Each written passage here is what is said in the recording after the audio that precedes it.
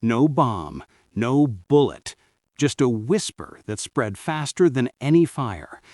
During World War II, a terrifying story convinced thousands to choose death over surrender. But where did this deadly myth come from, and how did it become one of the war's most powerful hidden weapons? March 1942, Solomon Islands.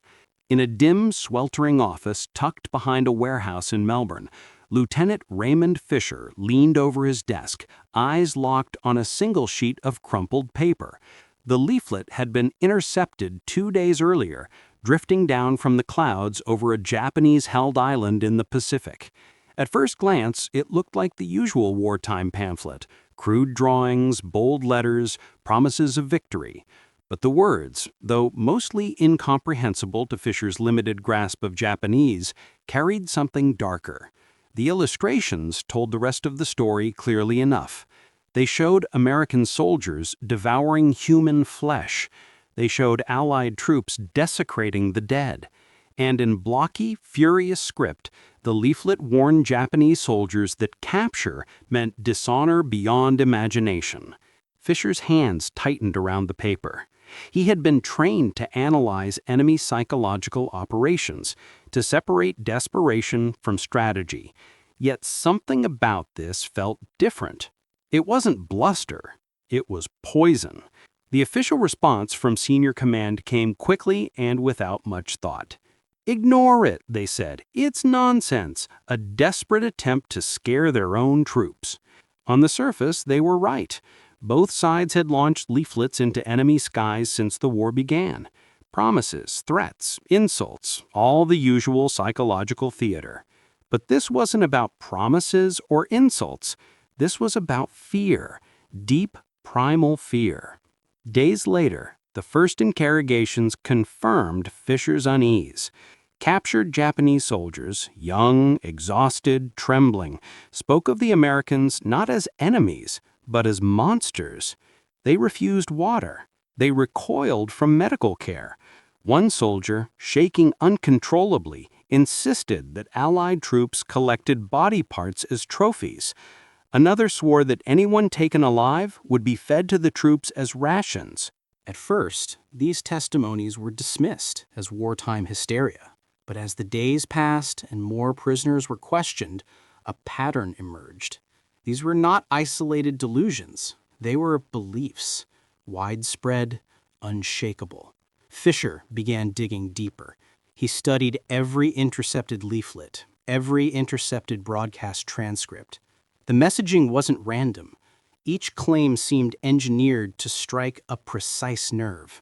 The sanctity of the body, the fate of the dead, the terror of dishonor. He knew enough of Japanese culture to understand how deeply those fears ran. And he knew this was no ordinary campaign of lies. Someone in Tokyo understood psychology, not as science, but as a weapon. Reports from the front painted an increasingly puzzling picture. Japanese units cut off from supplies refused to surrender, even when starving. Patrols found lifeless soldiers still clutching their rifles, bodies positioned for a fight that would never come. Prisoners were rare. Those who survived capture often spoke of choosing death over what they believed awaited them in Allied hands. To Fisher, the implications were staggering. The propaganda wasn't just shaping opinions, it was shaping decisions. It was changing the way the war itself was fought. By early spring, fragments of this strange narrative surfaced far beyond the battlefield. Island villagers whispered tales of Americans who consumed the bodies of the fallen. Civilians evacuated their homes ahead of Allied landings, not to avoid combat, but to escape rumored atrocities. It was as if a shadow war had begun. One fought not with bullets or bombs, but with nightmares and rumors. The stakes became brutally clear during an operation near Tulagi. Leaflets written in flawless Japanese floated from the skies, promising safety and food to anyone who surrendered. None did. Dozens were found days later, lifeless, some still holding the American leaflets in their hands. Fisher read the reports in silence. It was no longer a matter of mere misinformation. It was costing lives. Every intercepted message deepened the mystery. The tone was too calculated, the claims too targeted. And then there was the scale. By mid-1942, thousands of leaflets were circulating. Shortwave broadcasts carried the same monstrous accusations across the Pacific. Even prisoners who had never seen the leaflets repeated the same horrifying details. Someone had built a machine dedicated to one purpose: to make the enemy seem inhuman. Fisher's suspicions turned to dread. These weren't the lies of a desperate nation trying to boost morale. They were part of a deliberate strategy, one that struck at the heart of Japanese beliefs about death, honor, and the afterlife. To dishonor a body was to dishonor an entire lineage, and to become the victim of such desecration was a fate worse than defeat. Late one evening, as the rain hammered against the tin roof of his office, Fisher pinned a dozen intercepted leaflets to the wall. He stepped back and studied them. There was a pattern hidden in the chaos: repeating symbols, recurring phrases, carefully placed accusations. Someone had crafted them with the precision of a surgeon. He felt a chill run through him. This was more than wartime propaganda. This was psychological warfare on a scale no one in Washington had anticipated. The next morning, Fisher sent a classified report up the chain of command. It was brief but urgent. The enemy strategy, he wrote, was no longer confined to battlefields or supply lines. It was waging war against perception itself, and if left unchecked, it could determine the outcome of the conflict. The warning, like many others in those early months, was quietly filed away. But Fisher couldn't let it go. He had seen enough to know the truth, that somewhere in Tokyo, someone understood the human mind well enough to weaponize its deepest fears, and that the most dangerous enemy was not the soldier aiming a rifle across the jungle. It was the unseen hand writing the story that soldier believed.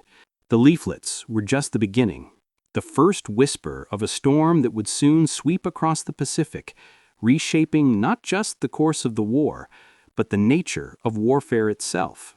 And Raymond Fisher knew, with a certainty that kept him awake at night, that America was fighting an enemy it didn't yet understand. Long before the Pacific skies filled with leaflets and the jungles echoed with surrender warnings, the seeds of Japan's most insidious weapon were planted in quiet government offices in Tokyo. Years before the attack on Pearl Harbor, while the world still clung to uneasy peace, the Imperial Information Bureau was already preparing for a different kind of war, one that would never be fought with guns or ships, but with stories. In the early 1930s, Japan's military leadership recognized a simple truth: they could not match American industrial might or technological scale, but they believed they could win where machines could not: in the human mind. The Bureau was born from that belief, a centralized system designed to control narratives, shape beliefs, and weaponize perception.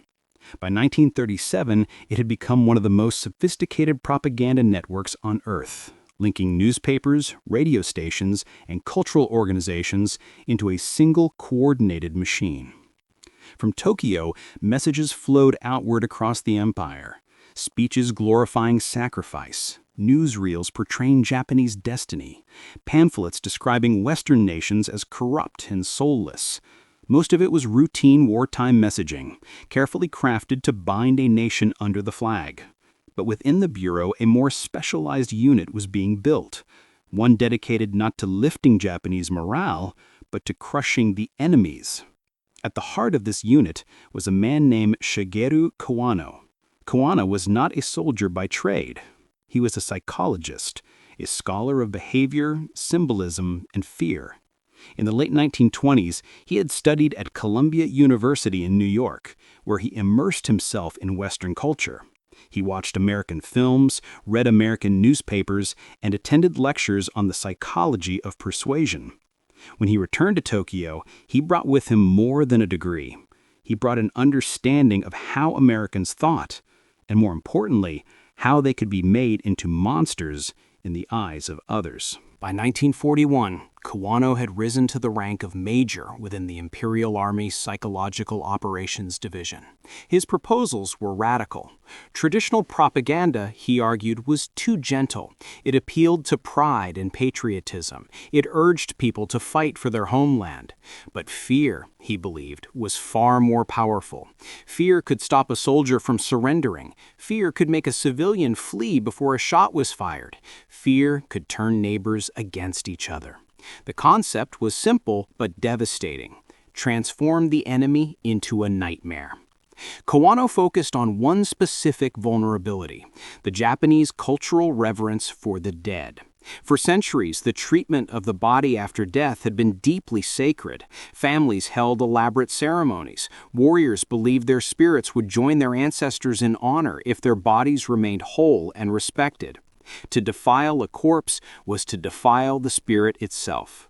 Kawano realized that if Allied soldiers could be portrayed as violators of this sacred trust, then the mere thought of capture would become unbearable.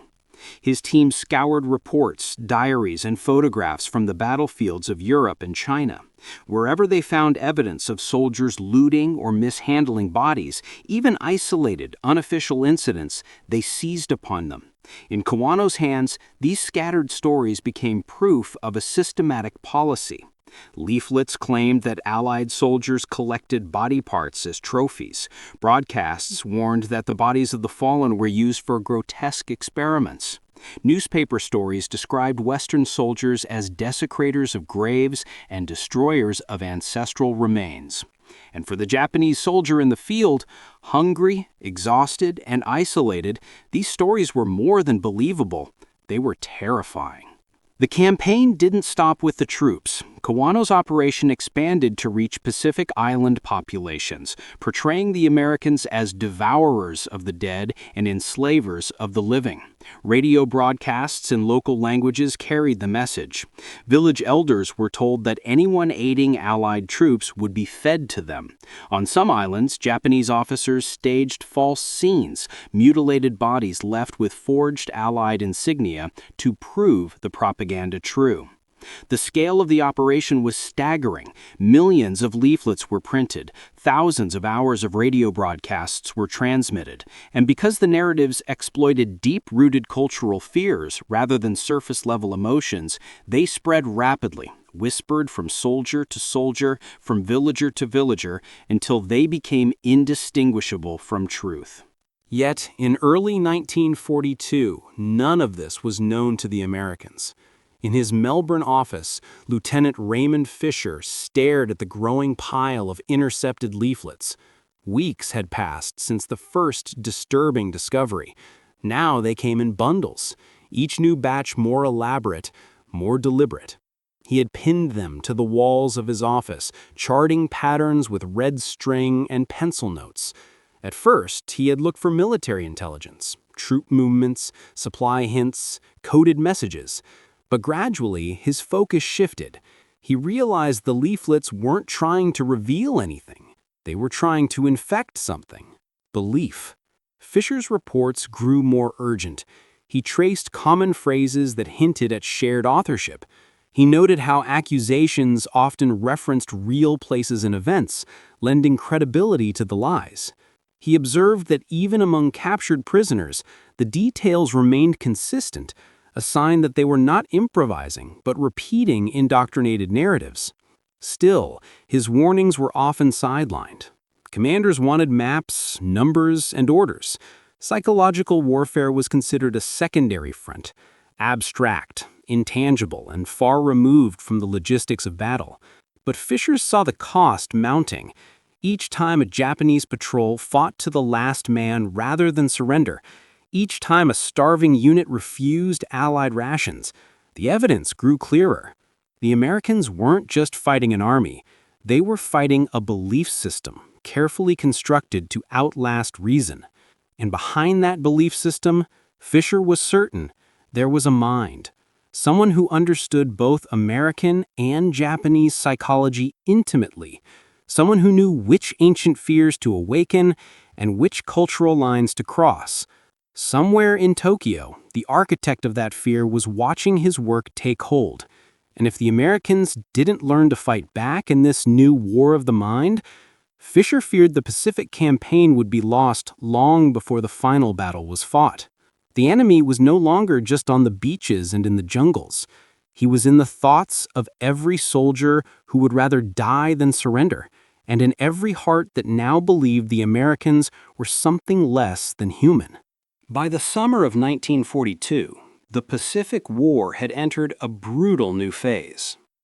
The Allies were no longer merely reacting to Japan's expansion. They were striking back.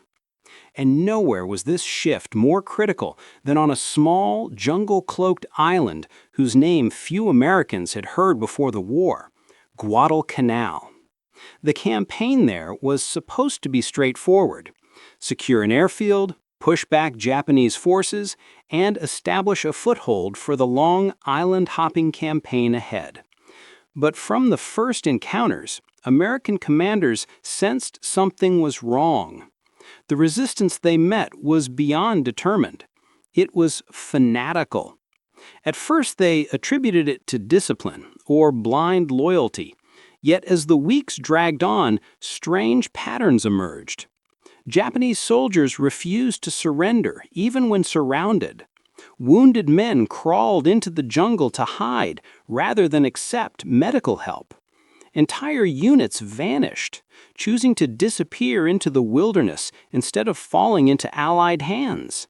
The behavior was baffling until intelligence officers began piecing together the hidden war beneath the surface. Reports from interrogations, captured diaries, and recovered documents all pointed to the same chilling conclusion. The cannibal narrative had taken root. One diary found in a collapsed foxhole near the Matacor River contained a final trembling entry. "They offer us water. They say they will heal us. But I know the truth. The Americans will not feed us. They will eat us. Better to become part of the earth than their food." This was no isolated delusion. Across the island, Japanese soldiers echoed the same horrifying belief. To them, surrender was not merely dishonor, it was annihilation. The psychological consequences were devastating. Units cut off from supplies refused food dropped by Allied planes, believing it poisoned. Prisoners attempted to harm themselves rather than remain in captivity. And when American forces advanced on fortified positions, defenders often fought to the last breath, not because they thought they could win, but because they believed capture was worse than defeat. The campaign at Guadalcanal became a brutal lesson in how deeply propaganda could shape a battlefield. The enemy's fear was so intense it often defied reason. Even when leaflets promised safety, even when loudspeakers broadcast messages in Japanese assuring humane treatment, the soldiers refused to believe them.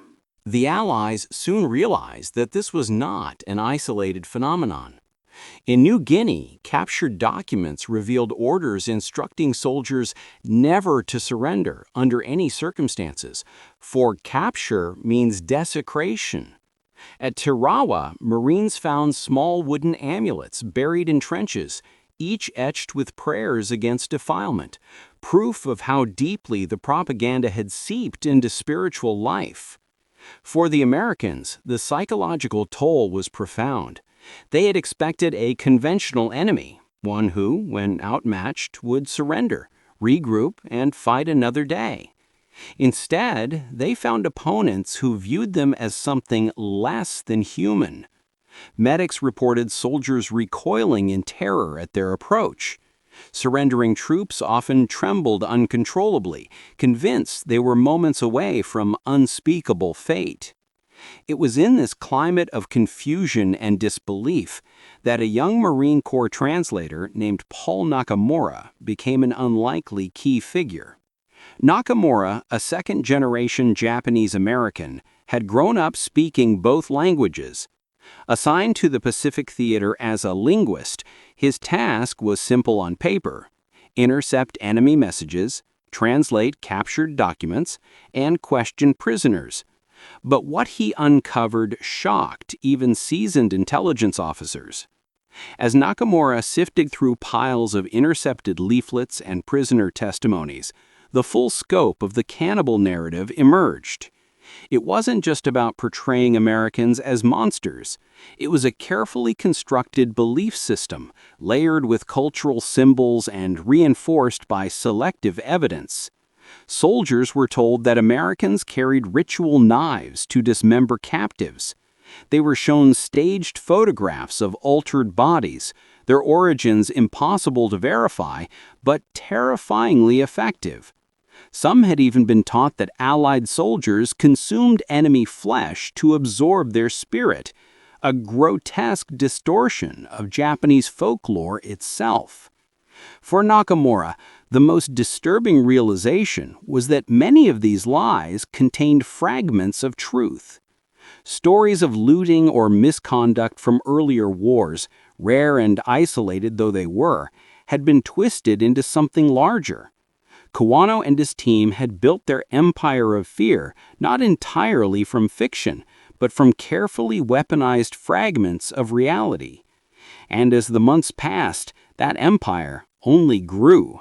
The Battle of Bunagona in late 1942 saw entire Japanese units refuse evacuation, choosing to perish in their fortifications rather than face capture. In one recorded incident, a group of wounded soldiers, offered medical care and safety, instead destroyed their own provisions and crawled into the jungle, leaving notes that they refused to be meat for barbarians. For American forces, these moments were as heartbreaking as they were bewildering. The enemy's humanity, their youth, their desperation, their fear, was laid bare, even as they fought to the last.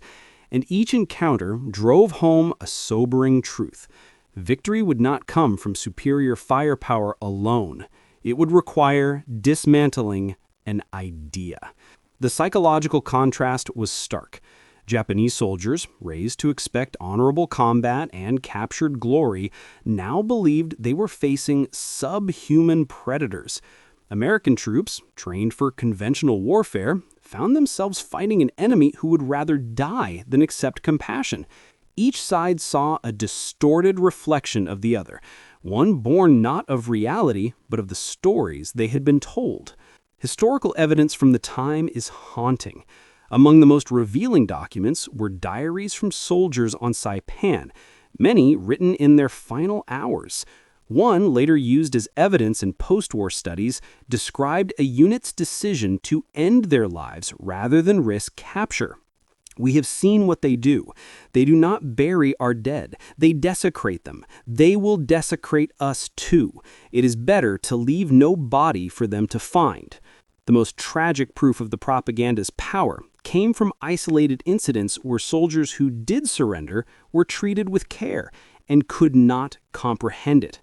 Nakamura recorded testimony from one such prisoner who, after receiving medical attention, wept uncontrollably and asked why he had not been harmed. His belief had been absolute. Its shattering left him broken. By early 1943, American intelligence finally grasped the scale of the psychological war they were facing. This was no longer a matter of morale. It was a fight for the enemy's perception of reality itself. And as Raymond Fisher read through Nakamura's translations and field reports, a grim realization took hold. The propaganda was not just surviving, it was thriving. It had taken root in the minds of thousands. And once a lie becomes a belief, dislodging it is harder than any beach assault or jungle advance. It was clear now that the war for territory and the war for truth were one and the same, and the second might prove the harder battle to win. By late 1943, the cannibal narrative had evolved beyond the trenches and jungle fortifications. It no longer belonged only to soldiers crouched in foxholes or huddled in caves. It had escaped the battlefield entirely and was now shaping the thoughts, fears, and choices of people who had never even seen an American soldier. Across the vast Pacific, from the dense forests of Papua New Guinea to the scattered villages of Micronesia, a shadow was spreading. one built not from occupation forces or marching armies, but from stories whispered in the dark. The Imperial Information Bureau had realized early that the war would not be won solely by bullets and ships. Control the local populations, and you control the ground beneath your enemy's boots. And so, their psychological campaign widened its reach. Japanese occupation authorities arrived in remote island settlements carrying more than rifles. They brought radios, leaflets, and carefully crafted tales. On one island in the Bismarck archipelago, Japanese soldiers gathered village elders beneath the trees and spoke of the approaching Americans. They were not liberators, the officers warned. They were devourers, men who carved flesh from the bodies of the living and consumed the dead. The villagers listened in silence, many too frightened to question what they heard. And when the first American patrols finally landed on the beaches weeks later, the locals fled into the jungles, leaving behind food, tools, and empty huts. In the Philippines, Japanese-controlled radio stations broadcast urgent messages in Tagalog and Cebuano. "The Americans will come as saviors," one voice warned, "but they will leave as predators." In Papua New Guinea, local leaders were bribed or threatened into repeating the same stories during tribal gatherings. And on some islands, the occupiers went further still. They staged false evidence, displaying unidentified remains and blaming them on Allied troops. A grotesque theater designed to transform myth into proof. The impact was immediate and devastating. Where American forces had expected cooperation, they found fear. Where they had hoped for intelligence on Japanese troop movements, they were met with silence or hostility. Patrols searching for friendly villages often returned empty-handed, unable to make contact with populations that had simply vanished into the wilderness. One of the first to recognize the scale of the problem was Captain Louise Chen, a Chinese-American intelligence officer assigned to Allied field operations in the Southwest Pacific. Chen had grown up navigating two worlds, fluent in English and Mandarin, familiar with both Western and Asian cultural traditions. It made her uniquely suited to the task of countering Japanese influence. Her mission was unlike anything the U.S. military had prepared for. Chen was not tracking enemy units or decoding signals. She was tracking rumors, mapping the spread of lies and trying to stop them before they hardened into belief. It was painstaking work. In one village on Bougainville, she and her team distributed illustrated pamphlets showing photographs of Japanese prisoners being treated in field hospitals. In another, they worked with Christian missionaries to deliver sermons about American humanitarian efforts. Every effort mattered, but every success was fragile. The Japanese were always a step ahead. Whenever Chen's team managed to convince a community that the rumors were false, occupation officers would return with new stories, more elaborate than the last. They claimed the photographs were staged. They accused the missionaries of being spies. And in the most chilling tactic of all, they sometimes executed villagers in secret and blamed the killings on American raiders. The evidence was undeniable. The story deepened, the fear spread. For Allied planners, the consequences of this psychological war were enormous. Civilians who might have provided food or shelter instead sabotaged supply caches or led patrols into ambushes. Entire villages that could have been vital intelligence sources refused to speak to American scouts. In some regions, Japanese control of the narrative was so complete that locals guided lost American airmen directly into enemy hands, believing they were delivering monsters to justice. And yet, even in the face of overwhelming fear, there were moments of defiance. In a remote village along the north coast of New Guinea, an elderly chieftain named Tabo refused to repeat the Japanese lies. He had seen their cruelty firsthand, the forced labor, the burned homes, the disappearances. When occupation officers arrived to spread their warnings about flesh-eating Americans, Tabo told his people to trust their own eyes, not the stories of strangers. Months later, when U.S. forces landed nearby, Tabo's village became a crucial base of operations, providing food, shelter, and guides. Across the Pacific, similar acts of quiet courage occurred. Small, scattered sparks of resistance against the tide of propaganda. Australian coast watchers, operating deep behind enemy lines, helped coordinate leaflet drops that countered Japanese messaging. Allied intelligence units began smuggling portable radios into occupied territories, broadcasting messages that highlighted American humanitarian aid and the humane treatment of prisoners. These efforts didn't erase the fear entirely, but they planted doubt. And sometimes, doubt was enough. Yet the most disturbing revelation of all came in late 1943, when Chen intercepted a Japanese field report detailing their progress. The document boasted that local resistance to American landings had increased by nearly 40% in regions where the cannibal narrative had been actively spread. Villages once expected to rise against the occupiers now hesitated, too terrified of the liberators to act. It was a sobering reminder that this war was about more than ships, tanks, and divisions. It was about perception. It was about belief. And it was about fear so deep it could turn potential allies into enemies without a single shot being fired.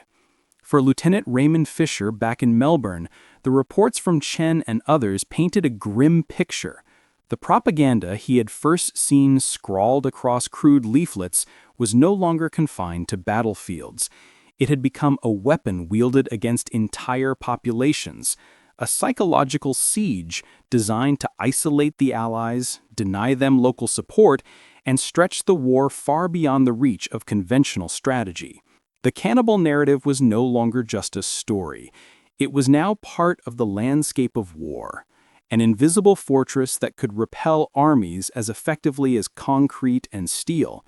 And as the Allied advance pushed closer to Japan's inner defensive ring, it became clear that this invisible war would soon reach a new level of intensity, one that Washington could no longer afford to ignore. By mid-1943, the evidence was impossible to ignore. Reports from every corner of the Pacific told the same story.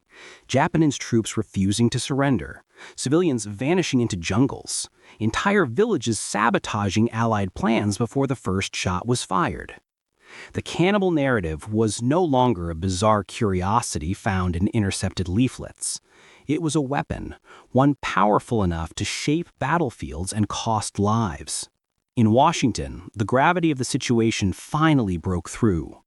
Senior officials gathered inside the gray, windowless rooms of the War Department to discuss a problem unlike any they had faced before. The enemy's lies were not simply damaging morale, they were rewriting reality. And if America didn't fight back, the psychological war could drag the conflict into a deeper, darker chapter. The result was a quiet but significant decision: the creation of a specialized psychological warfare unit within the Office of War Information. Its mission was simple in theory but daunting in practice: counter the Japanese campaign and prove to the world, and especially to the Japanese people, that America was not the monster they had been taught to fear. The new unit brought together an unusual mix of people: linguists, anthropologists, propagandists, and intelligence officers. Among them was Dr. Helen Yamamoto, a civilian advisor and cultural psychologist.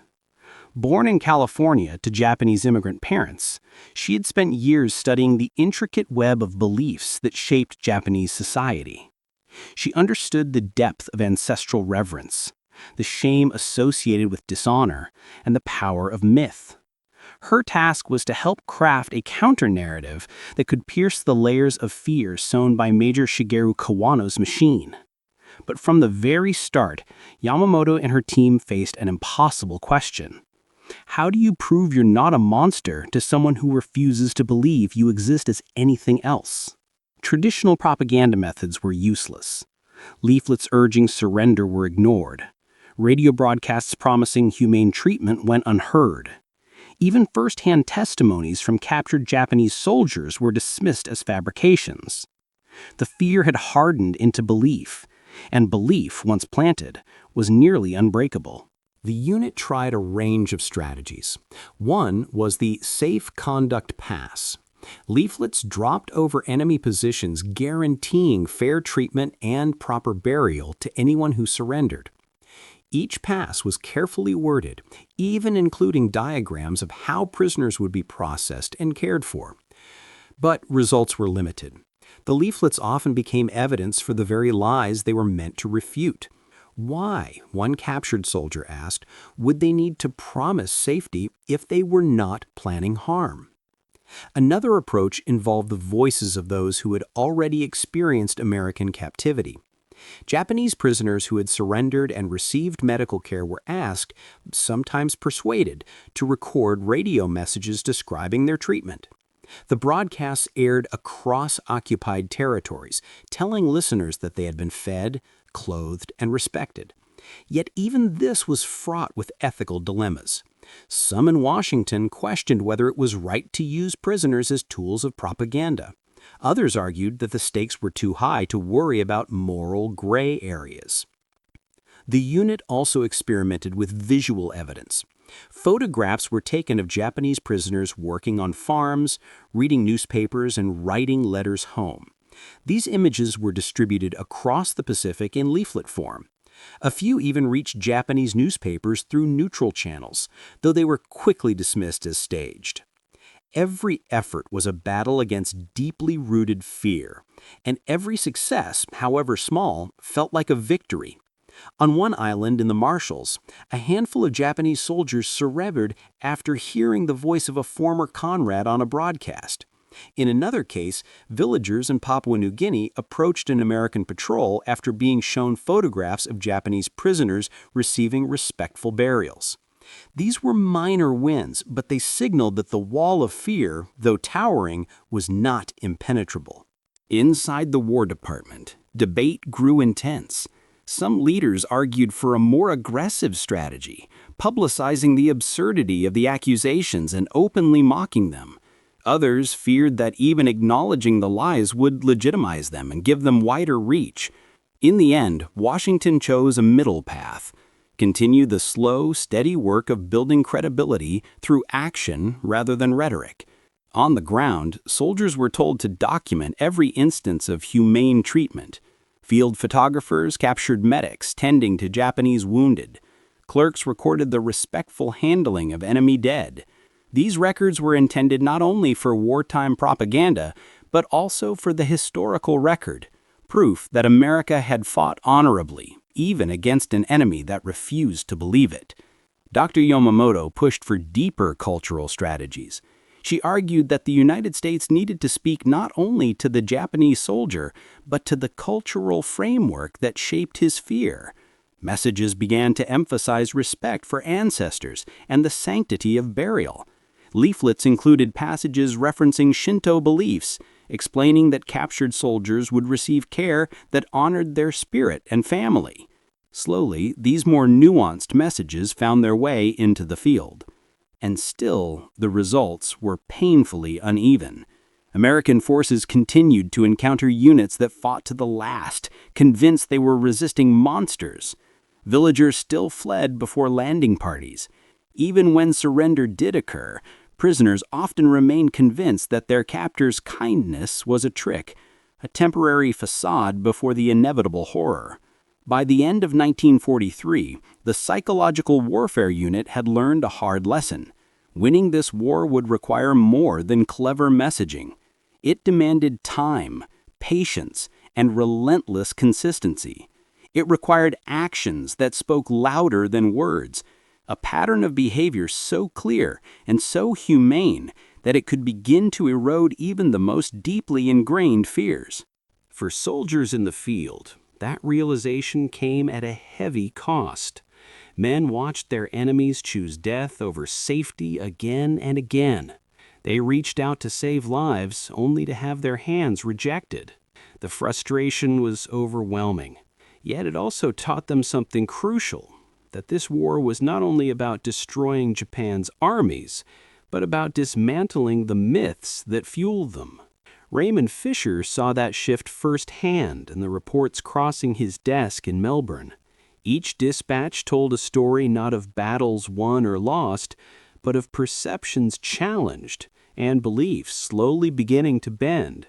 It was clear now that the outcome of the Pacific War would not be decided solely by who controlled the seas or skies. It would hinge on who controlled the truth. The United States was beginning to understand that victory was not just a military objective, it was a psychological necessity.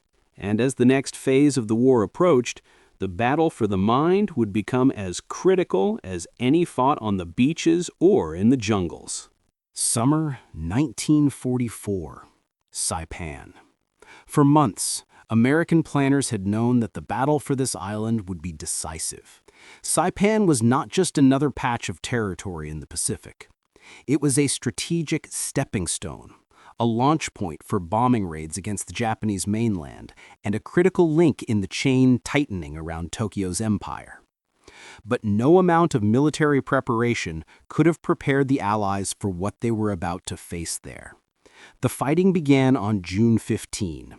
American forces stormed the beaches under heavy fire, pushing inland yard by yard against entrenched Japanese defenders. It was a brutal, grinding campaign, but not unexpected. What came next, however, was. As the island's defenses crumbled, thousands of Japanese civilians, farmers, merchants, mothers carrying infants on their backs, found themselves caught between advancing American troops and retreating Japanese forces. Leaflets promising safety and medical care rained from the skies. Loudspeakers blared messages urging surrender. Translators shouted assurances through megaphones. Yet the civilians did not come forward. They fled deeper inland, vanishing into caves, ravines, and abandoned villages. American soldiers, puzzled but cautious, advanced carefully. It soon became clear that something far more dangerous than military resistance was unfolding. The propaganda that had begun as whispers in leaflets and rumors in occupied villages had reached its most destructive form. Japanese officers on Saipan had spent weeks drilling the cannibal narrative into the civilian population.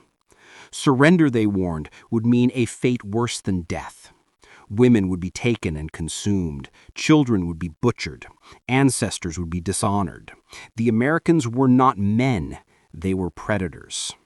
And the civilians believed them. By late June, the situation had grown desperate. Families were seen wandering the cliffs along Saipan's northern coast, some clutching small bundles of belongings, others carrying little more than heirloom photographs.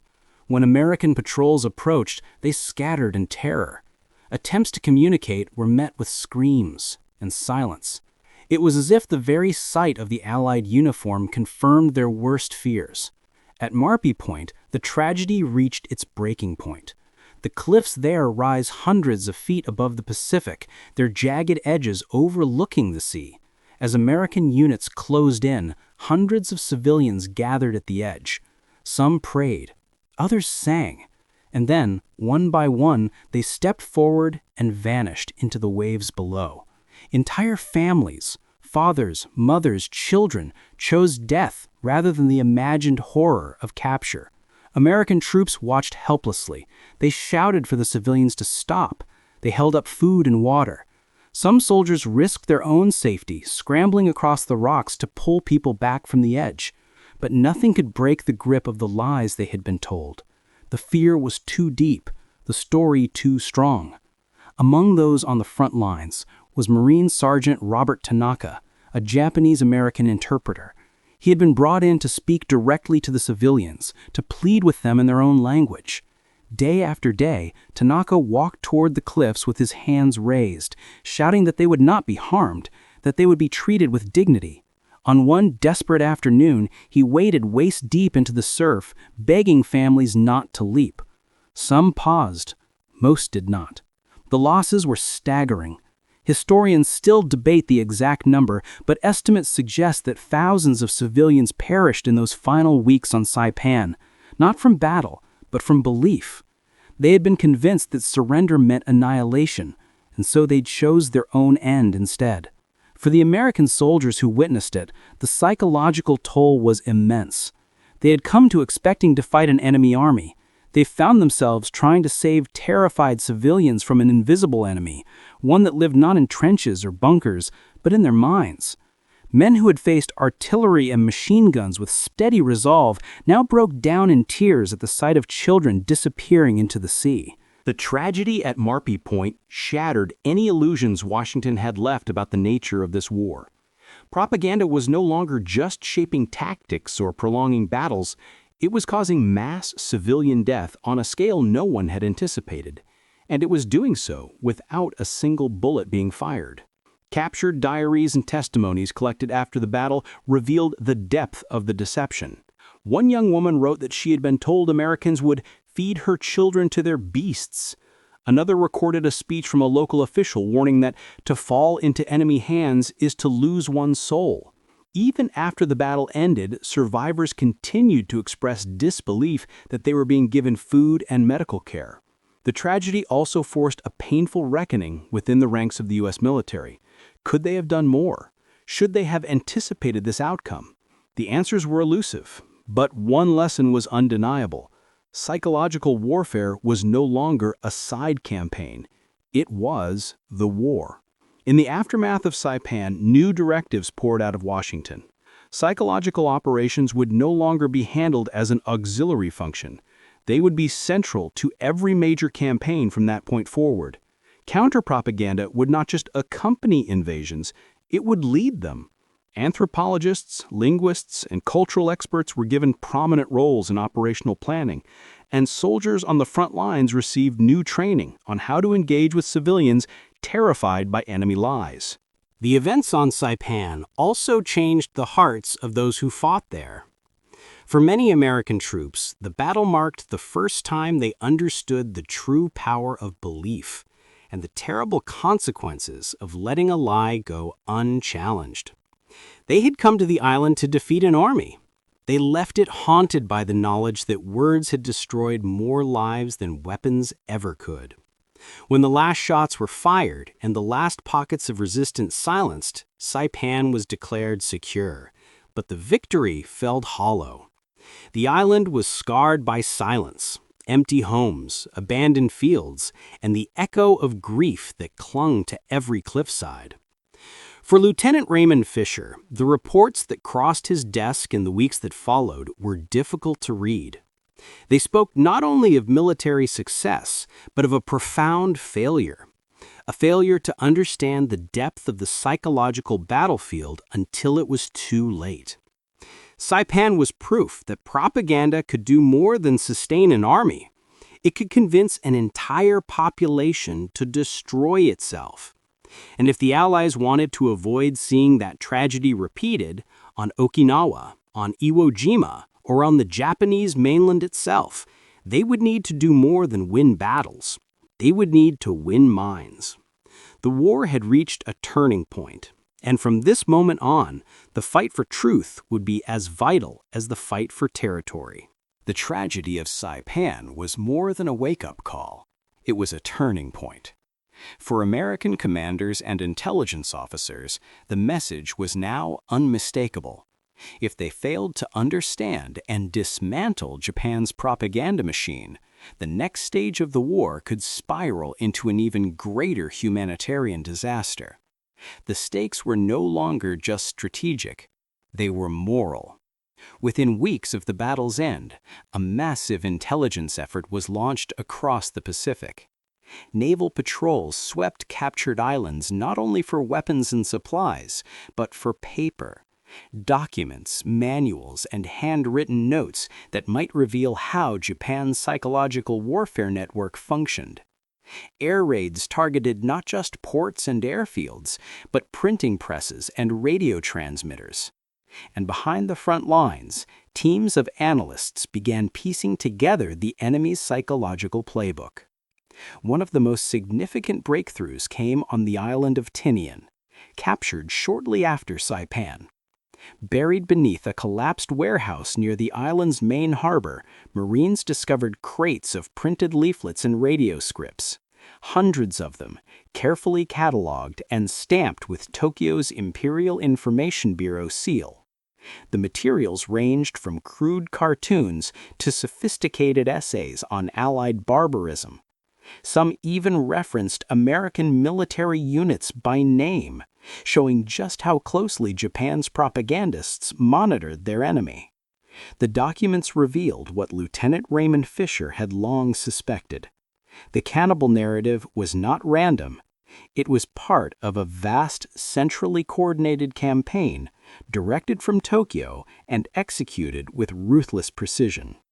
Teams of writers, psychologists, and military officers worked side by side to craft each message, tailoring it for specific audiences: Japanese soldiers, Pacific Islanders, Allied troops, even Western journalists. For Fisher and his colleagues, these papers were a goldmine. They showed exactly how fear was constructed and reinforced, which words were repeated most often, which cultural taboos were invoked, which images triggered the strongest emotional responses. And they confirmed that Major Shigeru Kawano, the architect of the propaganda network, had turned psychological warfare into a science. Yet, perhaps the most surprising discovery wasn't what was found in the leaflets themselves, but in a set of handwritten notes tucked into a binder marked Special Studies. These notes hinted that elements of Japan's psychological campaign might not have originated in Tokyo at all. Phrases in German appeared alongside Japanese text. References to European information techniques were scattered throughout.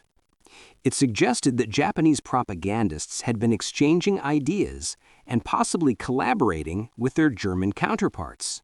If true, the psychological war in the Pacific was part of something much larger than anyone had realized.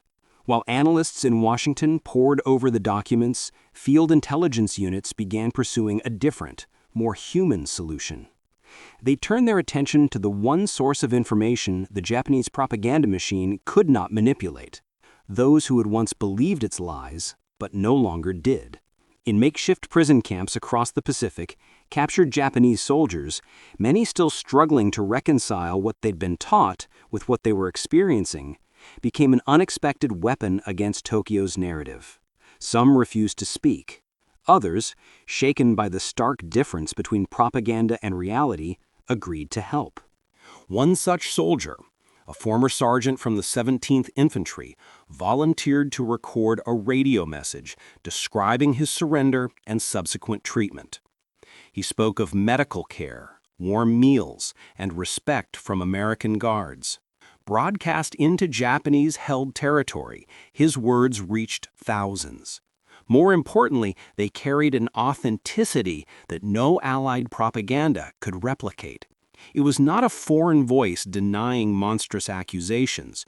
It was one of their own, quietly telling the truth. Lieutenant Grace Morrison, a rising figure in Navy intelligence, was among those who recognized the potential of these first-hand accounts. Morrison, a meticulous analyst with a background in communication psychology, helped design a new initiative, the Truth Campaign. The goal was not to counter every lie with a rebuttal, an impossible task, but to present overwhelming, undeniable evidence of American humanity. The truth leaflets that followed were unlike anything previously used in the Pacific. Instead of empty promises or patriotic slogans, they featured photographs of Japanese prisoners writing letters, tending gardens, and participating in religious ceremonies. Others showed respectful burial ceremonies for fallen enemy soldiers, complete with markers bearing their names. The images were powerful not because they shouted a message, but because they allowed the truth to speak for itself. The effort extended to civilian populations as well. Anthropologists advised on messaging that acknowledged and respected local traditions. Field operatives distributed photographs of American medical teams treating islanders. In one notable instance, a shortwave broadcast in Micronesian dialects described how American forces had rebuilt a village's water system after liberation. It was a subtle shift in strategy, less about debunking lies and more about replacing fear with tangible evidence of goodwill. The results, though gradual, were undeniable. On some islands, villagers who had once fled at the sight of Allied troops began approaching them cautiously, bringing food and information. Surrender rates among Japanese soldiers in certain sectors rose for the first time since the war began. Even reports from intercepted communications hinted at cracks forming in the propagandist's hold. One Japanese officer wrote despairingly that the enemy's false kindness is confusing our men. But the psychological battle was far from over. Tokyo responded to the truth campaign with renewed ferocity, broadcasting that the photographs were staged and the messages fabricated. Leaflets from Japan now accused captured soldiers of being coerced into lying. And yet, even these frantic efforts betrayed something crucial. The propaganda machine was on the defensive. Its grip on the narrative was beginning to loosen. For Fisher, Morrison, and their colleagues, these small victories carried immense significance. They proved that belief, no matter how deeply entrenched, could be changed, not by force, but by consistent truth. And they underscored a deeper lesson. Psychological warfare was not just about deception. It was also about trust. And trust, once earned, could be more powerful than any weapon. Still, one question remained unanswered. The notes hinting at foreign collaboration lingered in the minds of Allied analysts. If Germany had indeed helped shape Japan's psychological campaign, what else had they shared? And more importantly, how much of this war for the mind was yet to be uncovered? As the Allies prepared for the final bloody push toward Japan's home islands, one thing was certain. The battle over truth was far from finished. But for the first time, America was no longer reacting to lies. It was actively dismantling them. The enemy's greatest weapon was starting to falter. And with every surrender, every cautious handshake, and every whispered word of truth, the tide of the psychological war was beginning to turn. By early 1945, the Pacific War had entered its final, most desperate stage. The American island-hopping campaign had pierced deep into Japan's defensive perimeter. Saipan, Tinian, and Guam were in Allied hands. The skies over Tokyo trembled with the rumble of American bombers. The home islands themselves were now within reach. And yet, as the end of the war approached, the battle for truth was about to reach its most dangerous chapter. Tokyo knew that a direct confrontation with America's industrial might was unwinnable. Its military was stretched thin. Its navy, once feared, lay shattered. But the empire still held one last weapon, the one that had caused chaos from the Solomons to Saipan: fear. And in these final months, it would deploy that weapon with unprecedented intensity. The cannibal narrative, once aimed primarily at soldiers and island populations, now turned inward, toward Japan's own civilians. Leaflets distributed in cities warned that the Americans were coming not as occupiers, but as destroyers. Radio Tokyo broadcast nightly messages claiming that Allied troops would enslave entire families, raise temples, and feast on the bodies of the dead. Newspapers repeated fabricated testimonies from supposed survivors of Allied atrocities. And in schoolhouses, children were told that capture would mean humiliation worse than death. It was the same story that had haunted foxholes and jungles, now unleashed on an entire nation. And its effect was swift. As American forces prepared to invade Iwo Jima, intelligence reports painted a disturbing picture. Civilian militias arming themselves with bamboo spears, families digging trenches in their gardens, children practicing self-destruction drills. On the volcanic slopes of Iwo Jima, the consequences of that fear became horrifyingly clear. The Japanese garrison, already sworn to fight to the end, was now driven by something deeper than duty, a conviction that surrender would bring annihilation. They fought from tunnels, caves, and hidden bunkers with a ferocity that stunned even battle-hardened Marines. Many refused medical care when captured. Some civilians who had been brought to the island as laborers chose to hide rather than risk discovery. The story repeated itself on Okinawa. As American troops advanced across the island, they encountered not only soldiers, but civilians who had been transformed into participants in the Empire's final act of psychological resistance. Entire villages evacuated ahead of the invasion, disappearing into forests. Families destroyed their own homes before American patrols arrived. The propaganda had painted such a vivid portrait of horror that many civilians viewed the invaders as less than human, and nothing could convince them otherwise. Yet, amid this tide of fear, signs of change began to emerge. The counter-propaganda efforts launched after Saipan were starting to make an impact. Slowly and unevenly, but unmistakably, American psychological warfare teams, now embedded with combat units, set up loudspeakers that broadcast messages from prisoners describing humane treatment in captivity. Leaflets were dropped that included photographs of families reunited after surrender. Field hospitals treated captured civilians with extraordinary care, and word of that treatment spread. One incident on Okinawa illustrated the shifting landscape of belief. Near the village of Yomitan, the group of civilians who had been hiding for days finally emerged, waving white cloths. They explained later that they had seen leaflets showing Japanese prisoners working peacefully in American-run camps.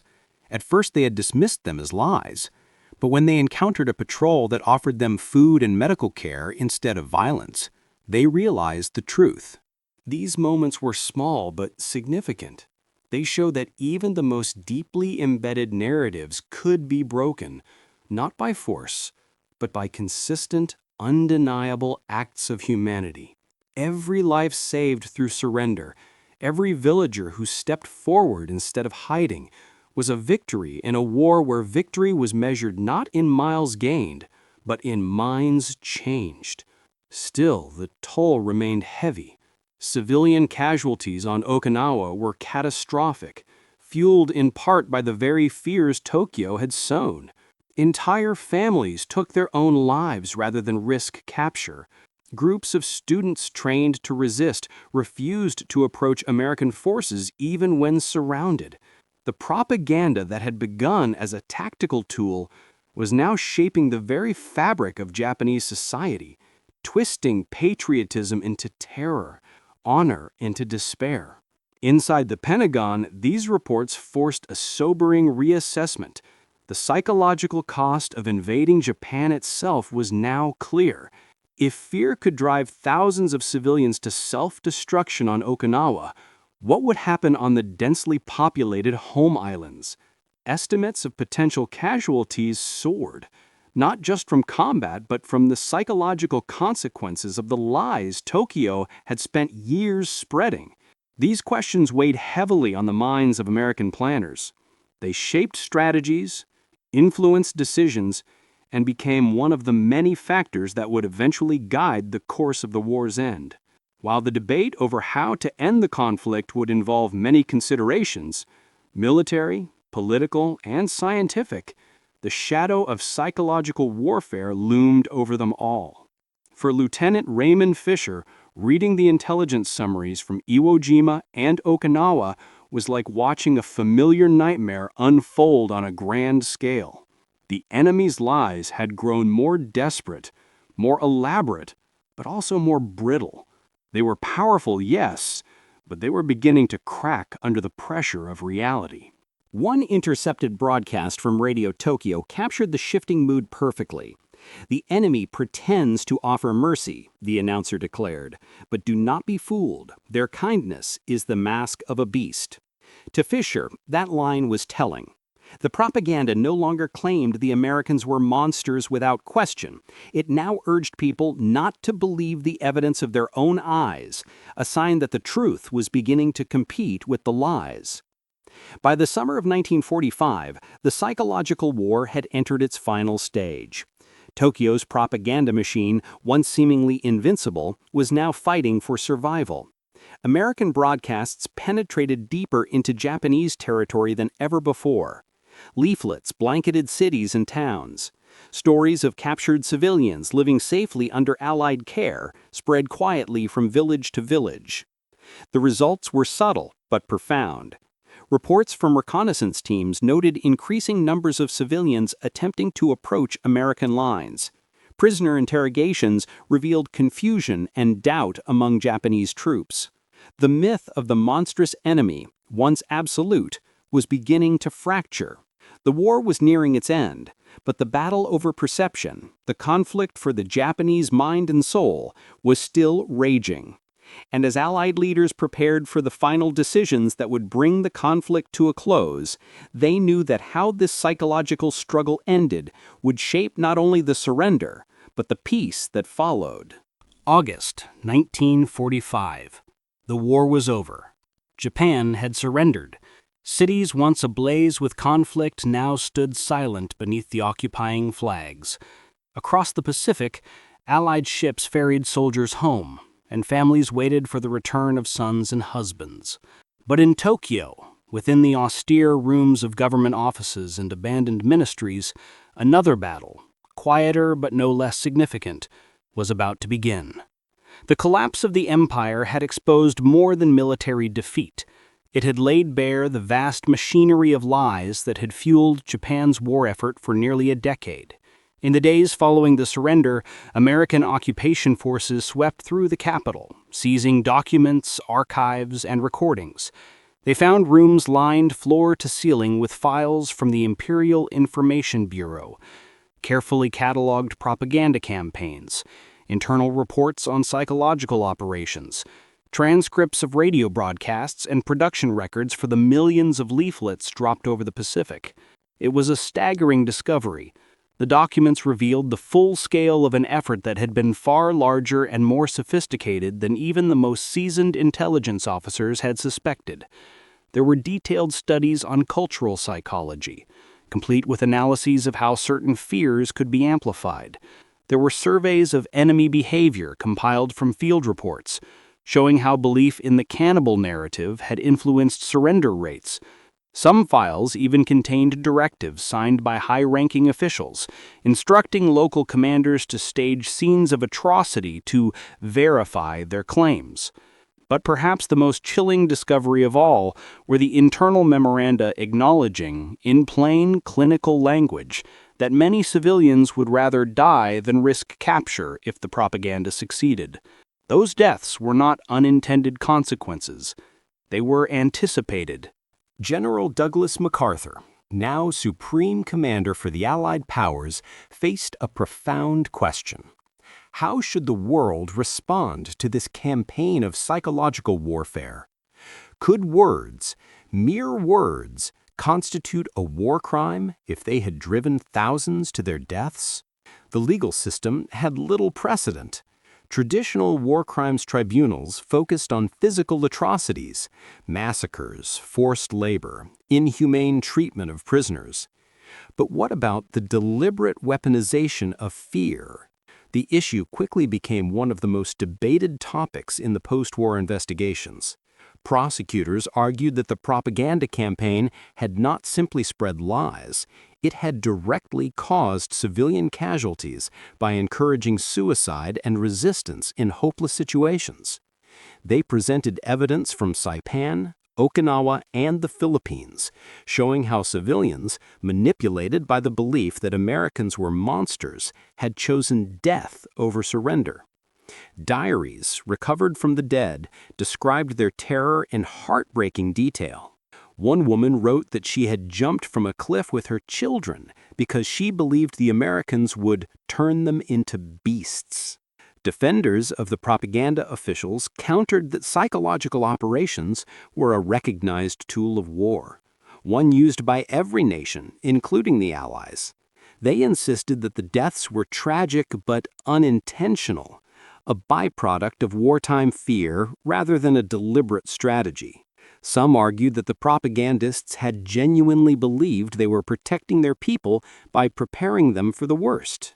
The most high-profile figure in these hearings was Major Shigeru Kawano, the man Raymond Fisher had once called the architect of fear. Captured in the final days of the war, Kawano appeared before investigators calm and composed. He did not deny his role. In fact, he described his work in meticulous detail, framing it as a patriotic duty. We knew we could not match American firepower, so we fought where we could, in the mind. It was our duty to keep our soldiers and our people from surrendering. When pressed on the civilian deaths caused by his propaganda, Kawano remained unshaken. The Americans dropped bombs on our cities. We dropped ideas. They chose their weapons. We chose ours. The tribunal's deliberations were complex and deeply divisive. In the end, only a handful of propaganda officials were charged with crimes, and most received relatively light sentences compared to those responsible for physical atrocities. Kawano himself served a brief prison term before being released. In the new post-war Japan, many former propagandists quietly reintegrated into society. Some became professors or writers. A few even found work advising Japan's new democratic government on media and communications. For the American occupation authorities, the challenge extended far beyond questions of guilt and punishment. They faced the monumental task of rebuilding trust, a trust that had been shattered by years of deliberate dehumanization. How do you convince a nation raised to believe you are a monster that you are, in fact, not? MacArthur's administration approached the problem with patience and precision. Educational reforms rewrote school curricula, stripping away wartime myths and introducing new narratives about democracy and international cooperation. Radio programs broadcast stories of American aid and reconstruction efforts. Censorship, though controversial, was used to prevent the resurgence of militarist propaganda.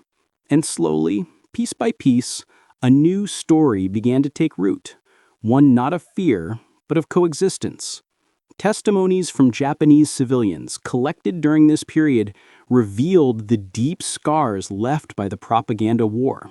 Some admitted they still could not fully trust Americans, even after months of peaceful occupation. Others described the shame they felt upon learning that the atrocities they had feared were fabrications. A few spoke of guilt for believing lies so deeply that they had turned against their own survival. American veterans, too, wrestled with complex emotions. Many had entered the war believing they were fighting an enemy determined and ruthless, but ultimately rational. Instead, they found themselves battling phantoms, not of flesh and blood, but of belief and fear. Some never forgot the sight of civilians leaping from cliffs or soldiers refusing water in captivity. The victory they had fought for felt, at times, hollow. And yet, amid the sorrow and the moral reckoning, something remarkable began to happen. Slowly, cautiously, bridges were built. Former enemies shared meals. Children played together in bombed-out streets. Soldiers who had once stared at each other through rifle sights now exchanged photographs of their families. The scars remained, but they were no longer barriers. They were reminders. For Raymond Fisher, now back in Washington, the post-war revelations confirmed everything he had feared in those early days in Melbourne. The propaganda war had not just shaped battles, it had shaped the very soul of the conflict. It had shown that a story once believed could be more destructive than any bomb. And it had proven that victory in war was not measured only by the territory gained, but by the humanity that survived the lies. The reckoning was incomplete. It always would be. But in the ruins of Tokyo and the silence of the Pacific, the world had learned a lesson it would not forget. The most devastating weapon of war is not forged in steel. It is forged in the human imagination. The guns fell silent in 1945, but the echoes of the propaganda war never truly faded. They lingered in the diaries of soldiers who chose death over surrender. They haunted the families who lost loved ones to lies. They lived on in the memories of American veterans who watched terrified civilians run from the very people who had come to save them. In the decades that followed, historians and psychologists would attempt to measure the impact of Japan's psychological campaign. The numbers were staggering. Estimates suggested that tens of thousands of civilian deaths, from Saipan's cliffs to Okinawa's caves, could be traced, at least in part, to propaganda-induced fear. Thousands more Japanese soldiers refused medical treatment or resisted surrender because of the stories they had been told. Entire island communities were shaped by falsehoods designed to manipulate their deepest cultural instincts. Yet, as scholars examined the campaign's mechanics, they found something deeper than statistics.